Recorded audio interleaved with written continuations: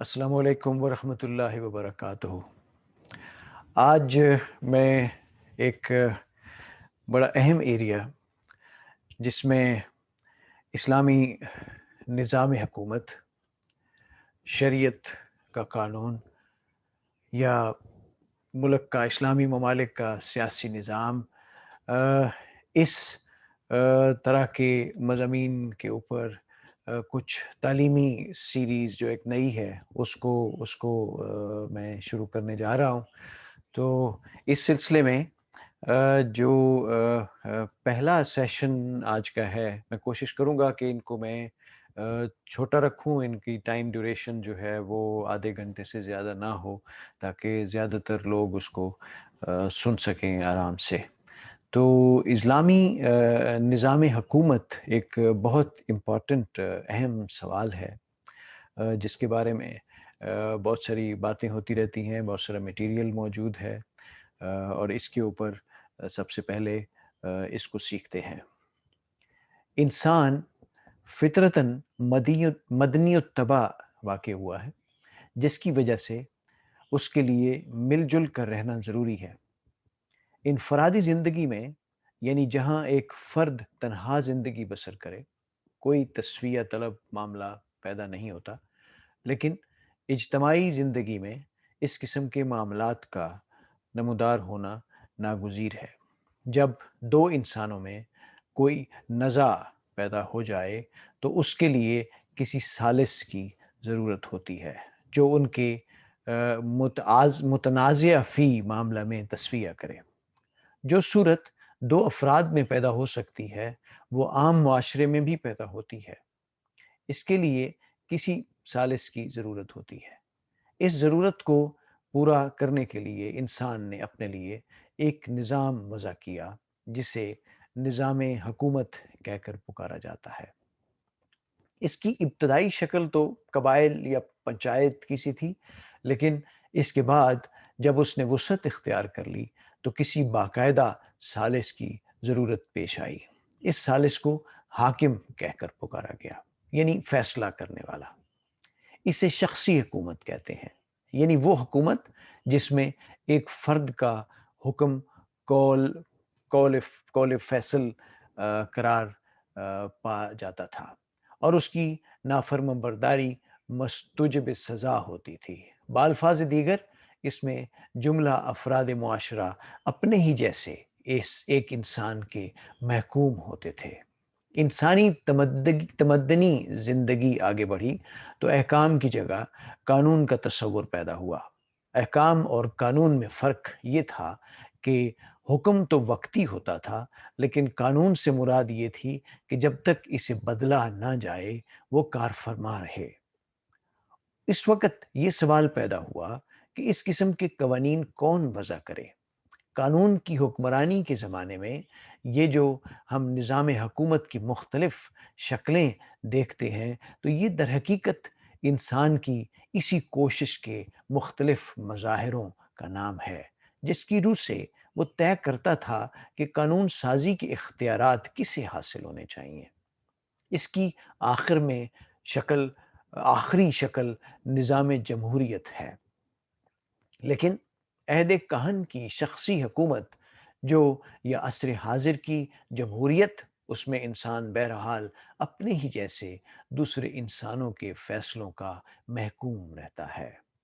انسان کی ان تمام کوششوں کے برعکس اللہ تعالیٰ نے ایک دین عطا فرمایا جس کی بنیاد احترام انسانیت اور شرف آدمیت پر تھی۔ اس نے کہا کہ ہر انسان انسان ہونے کی جہت سے یکساں واجب التکریم ہے۔ یہ قرآن کا انقلابی تصور ہے۔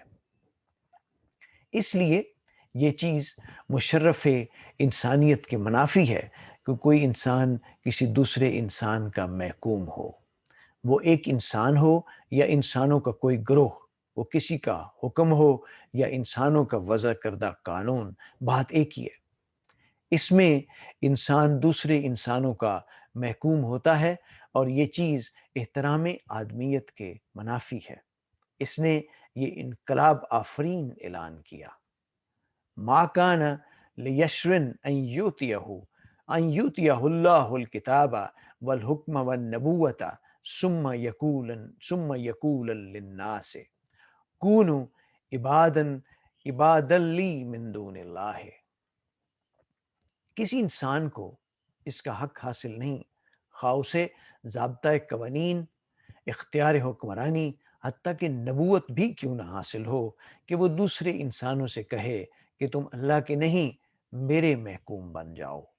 اس آیت میں کہا یہ گیا ہے کہ حق حکومت صرف خدا کو حاصل ہے، کسی انسان کو نہیں، خواہ وہ شخصی حکومت کی شکل میں ہو اور خواہ قانون سازی کے اداروں کی صورت میں، حتیٰ کہ نبی تک کو بھی اس کا حق حاصل نہیں ہے۔ شرف انسانیت کا تحفظ اس صورت میں ممکن ہے کہ حکم دینے یا قانون صادر کرنے کا حق انسانوں سے بالا کسی ہستی کو ہو۔ اس ہستی کو اللہ کہا جاتا ہے۔ جو لوگ اس حقیقت کو تسلیم کر لیں انہیں مومن یعنی خدا پر ایمان لانے والے کہہ کر پکارا جائے گا۔ بالفاظ دیگر ایمان باللہ کا بنیادی مفہوم یہ ہے کہ حق حکومت کسی انسان کو حاصل نہیں، صرف خدا کو حاصل ہے۔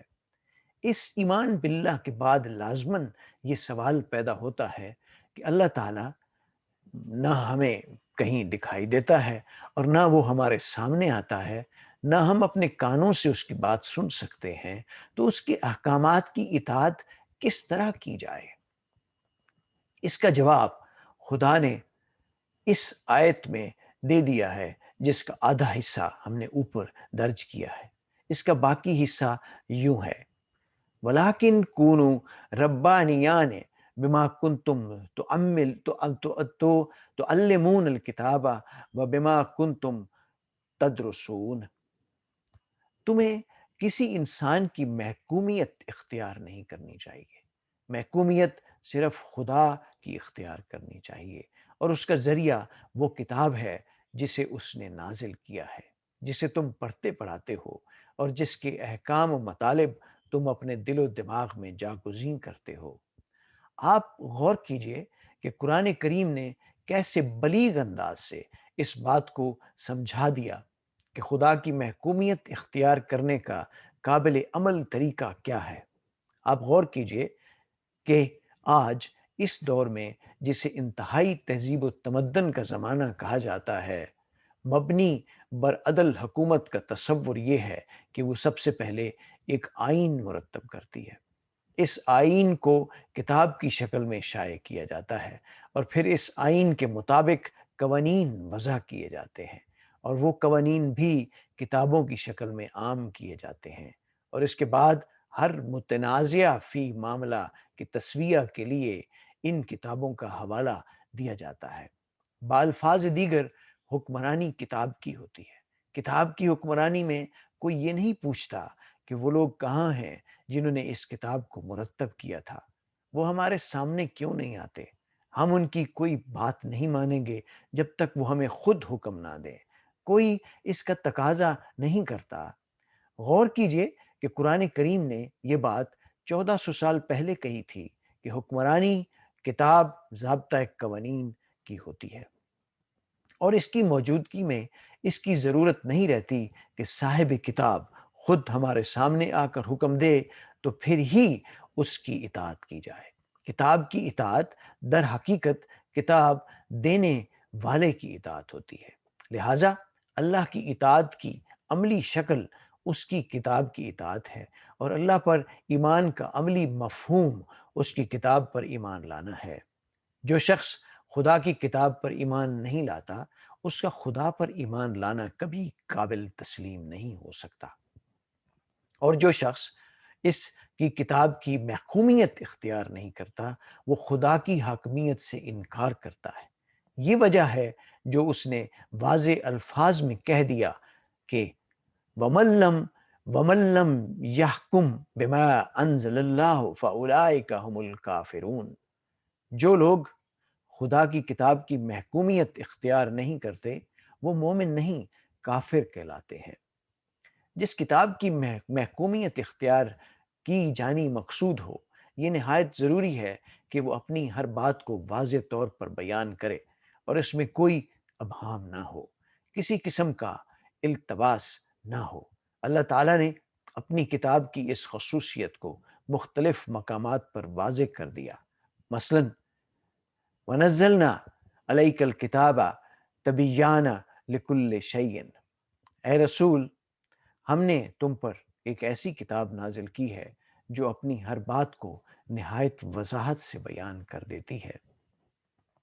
خدا کی اس محکومیت کا سلسلہ تو شروع سے جاری تھا، لیکن چونکہ ان ابتدائی ادوار میں نہ انسانی ذہنوں میں ہنوز پختگی آئی تھی، نہ ان کے علم اور تجربے میں وسعت پیدا ہوئی تھی، اس لیے انہیں زیادہ تر وقتی اور عارضی احکام دیے جاتے تھے۔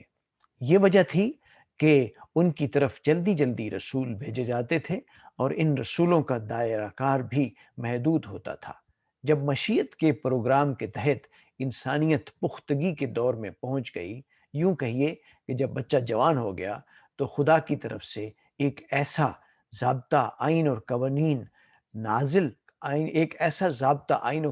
نازل کر دیا گیا جو عالمگیر انسانیت کے لیے بھی کافی ہو اور آنے والے تمام زمانوں کے تقاضوں کو بھی محیط ہو، وہ ہر طرح سے مکمل ہو اور اس میں کسی تغیر اور تبدل کی ضرورت نہ پڑے۔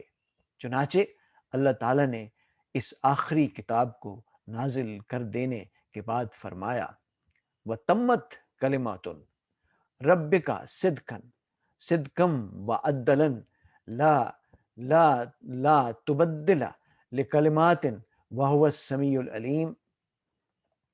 تیرے رب نے جو کچھ انسانوں سے کہنا تھا اسے اس بات میں مکمل کر دیا، نیز اس میں مدرجہ قوانین میں کسی قسم کے تغیر اور تبدل کی بھی ضرورت نہیں ہوگی، اس لیے کہ یہ ضابطہ قوانین اس خدا کی طرف سے نازل کردہ ہے جو سب کچھ سنتا اور سب کچھ جانتا ہے۔ یعنی اس ضابطہ قوانین میں نہ کسی اضافے کی ضرورت ہوگی اور نہ ہی کسی قسم کے تغیر و تبدل کی۔ اس کے بعد ایک ہی سوال باقی رہ جاتا تھا کہ اگر کسی وقت یہ کتاب حوادث ارضی اور سماوی سے ناپید ہو گئی یا اس میں کسی نے تحریف کر دی تو پھر کیا صورت ہوگی؟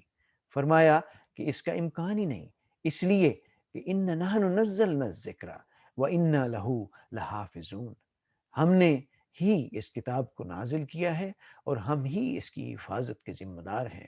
اس میں نہ تحریف ہو سکے گی اور نہ ہی یہ ضائع ہوگی۔ یعنی قرآن مجید خدا کا مکمل ضابطہ قوانین ہے جس میں کسی قسم کے تغیر و تبدل کی ضرورت پیش نہیں آئے گی، اور یہ غیر محرف بھی رہے گا اور یہ غیر محرف بھی رہے گا اور محفوظ بھی۔ ظاہر ہے کہ اس قسم کی کتاب کے بعد خدا کی طرف سے کسی رسول کے آنے کی ضرورت باقی نہیں رہتی۔ ختم نبوت اس کا لازمی اور فطری نتیجہ تھا۔ ہم نے دیکھا ہے کہ دین اور مذہب کی طرح خدا اور بندے کے درمیان کسی پرائیویٹ عقیدے کا نام نہیں جو انسانوں کے خود ساختہ تصور کی روح سے پوجا پاٹ، بھکتی یا پرستش کے ذریعے قائم ہو سکتا ہے۔ دین انسانوں کی اجتماعی نظام زندگی کا نام ہے جس میں خدا کی کتاب کی محکومیت اختیار کی جائے۔ جب ہم نظام زندگی یا حاکمیت اور محکومیت کے الفاظ بولتے ہیں تو اس سے لازماً ایک نظام حکومت یا مملکت کا تصور سامنے آتا ہے۔ مملکت کے بغیر کسی کتاب کی حکومت کا سوال ہی پیدا نہیں ہوتا۔ اس حقیقت کو قرآن مجید نے یہ کہہ کر خود واضح کر دیا کہ دین کا تمکن اسی صورت میں ممکن ہے جب دین کے ماننے والوں کو ملک میں تمکن حاصل ہو۔ سورہ النور میں ہے، وَعَدَ اللَّهُ الَّذِينَ آمَنُوا مِنْكُمْ وَعَمِلُوا الصَّالِحَاتِ لِيَسْتَخْلَفَنَّهُمْ فِي الْأَرْضِ كَمَا اسْتَخْلَفَ الَّذِينَ مِنْ قَبْلِهِمْ وَلْيُمَكِّنَنَّ لَهُمْ دِينُهُمُ الَّذِي ارْتَضَىٰ لَهُمْ۔ جو لوگ اللہ پر ایمان لائیں گے اور صلاحیت بخش کام کریں گے ان سے اللہ کا وعدہ ہے کہ وہ انہیں زمین پر اقتدار عطا کرے گا، جس طرح اقوام سابقہ کی صورت میں کیا گیا تھا، تاکہ اس طرح وہ دین متمکن ہو سکے جسے اس نے ان کے لیے منتخب کیا ہے۔ اس سے واضح ہے کہ جماعت مومنین کی اپنی آزاد مملکت کے بغیر دین کا تمکن ممکن ہی نہیں۔ بات بالکل واضح ہے، دین کے تمکن کے معنی ہے کہ کتاب اللہ کی حکومت قائم ہونا، اور حکومت لا محالہ اپنی آزاد مملکت ہی میں قائم ہو سکتی ہے۔ آج کی اصطلاح میں یوں سمجھیے کہ آئین پاکستان کی مثال لیتے ہیں۔ آئین پاکستان اسی صورت میں کار فرما ہو سکتا ہے جب مملکت پاکستان موجود ہو۔ مدرجہ بالا آیت سے یہ حقیقت بھی واضح ہو جاتی ہے کہ جس مملکت میں دین کا تمکن مقصود ہو، وہ ظلم اور استبداد، دھاندلی اور سلب و نہب سے حاصل نہیں کی جا سکتی۔ وہ خدا کی حاکمیت پر ایمان اور اس کے مطابق صلاحیت بخش پروگرام کی روح سے حاصل ہوتی ہے۔ بہرحال ہم کہہ یہ رہے تھے کہ دین کا تمکن یعنی کتاب اللہ کی حکومت اپنی آزاد مملکت ہی میں ممکن ہے، جیسے قرآن پاک میں یہ کہا گیا ہے، الذین ان مکناہم فی الارض اقاموا الصلاۃ وآتوا الزکاۃ وامروا بالمعروف ونہوا عن المنکر وللہ عاقبۃ الامور۔ یہ وہ لوگ ہیں کہ جب انہیں ملک میں اقتدار حاصل ہوگا تو یہ اقامت الصلاۃ اور ایتاء زکوٰۃ کا فریضہ ادا کریں گے۔ جن امور کو کتاب اللہ نے جائز قرار دیا ہے انہیں حکمن نافذ کریں گے، جنہیں اس نے ناجائز ٹھہرایا ہے اور ان پر پابندی عائد کریں گے۔ مختصراً یہ کہ ان کا ہر معاملہ انجام کار خدا کے قوانین کے مطابق طے پائے گا۔ اس مقام پر ایک بڑا اہم اور غور طلب نقطہ سامنے آتا ہے۔ ہمارے منصرین نے قرآن مجید کی صورتوں کو مکی اور مدنی حصوں میں تقسیم کیا ہے۔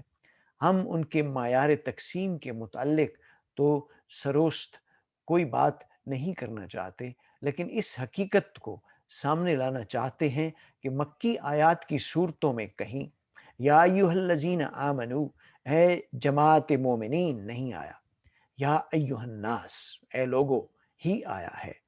یا ایھا الذین آمنو مدنی آیات میں آیا ہے۔ مکی زندگی میں اکثر حضرات اسلام لے آئے تھے، لیکن چونکہ ان کی زندگی ہنوز انفرادی تھی، اس لیے انہیں یا ایھا الذین آمنو کہہ کر مخاطب نہیں کیا گیا۔ مدنی زندگی میں جب انہیں اقتدار حاصل ہو گیا اور انہوں نے اپنی مملکت قائم کر لی تو اس وقت یا ایھا الذین آمنو کے تخاطب کے اہل قرار پائے۔ اس سے واضح ہے کہ ارباب ایمان یا ایھا الذین آمنو کہہ کر پکارے جانے کے سزاوار اس وقت ہوتے ہیں جب انہیں اقتدار حاصل ہو جائے اور وہ کتاب اللہ کی حکومت قائم کر سکیں۔ اسی کو اسلامی نظام کہا جاتا ہے۔ جیسا کہ اوپر کہا جا چکا ہے، خدا پر ایمان کا عملی مفہوم کتاب اللہ کی حاکمیت ہے۔ یہی کفر اور ایمان میں حد امتیاز ہے، جیسا کہ اس نے کہا ہے، وَمَن لَّمْ يَحْكُم بِمَا أَنزَلَ اللَّهُ فَأُولَٰئِكَ هُمُ الْكَافِرُونَ۔ جو کتاب اللہ کی حاکمیت قائم نہیں کرتے، جو کتاب اللہ کی حاکمیت قائم نہیں کرتے، انہیں کافر کہا جاتا ہے۔ سب سے پہلے اس قسم کی مملکت نبی اکرم کی حیات طیبہ میں مدینہ میں قائم ہوئی، اور اس سلسلے میں اللہ تعالیٰ نے حضور سے ارشاد فرمایا کہ فَأَحْكُم بَيْنَهُم بِمَا أَنزَلَ اللَّهُ، اے رسول تم ان لوگوں کے معاملات کے فیصلے کتاب اللہ کے مطابق کیا کرو۔ اور وہی خداوندی نے حضور کی لسان مبارک سے اعلان کروایا کہ افغیر اللہ ابتغی حکما وہو الذی انزل الیکم الکتاب مفصلا۔ اے لوگو جو انسانوں کی حکومت کے خوگر ہو چکے ہو، کیا تم چاہتے ہو کہ میں بھی خدا کو چھوڑ کر انسانی حاکم تلاش کروں، حالانکہ اس نے تمہاری طرف ایک ایسی کتاب نازل کر دی ہے جو اپنی ہر بات کو نکھار کر بیان کر دیتی ہے۔ آپ نے غور فرمایا کہ جو آیت نمبر 3/78 میں کہا گیا تھا، کسی نبی کو بھی اس کا حق حاصل نہیں کہ وہ دوسرے انسانوں پر اپنی حاکمیت قائم کرے۔ نبی اکرم صلی اللہ علیہ وسلم کی زبان مبارک سے اس طرح واضح الفاظ میں اس کا اعلان کرا دیا، بلکہ یہاں تک کہلا دیا، کل انی اخافو ان اسیتو ان اسیتو ربی عذاب یوم عظیم۔ اے رسول، ان سے کہہ دو کہ اگر میں بھی خدا کے کسی حکم کی نافرمان برداری کروں تو اس کے عذاب علیم سے ڈرتا ہوں۔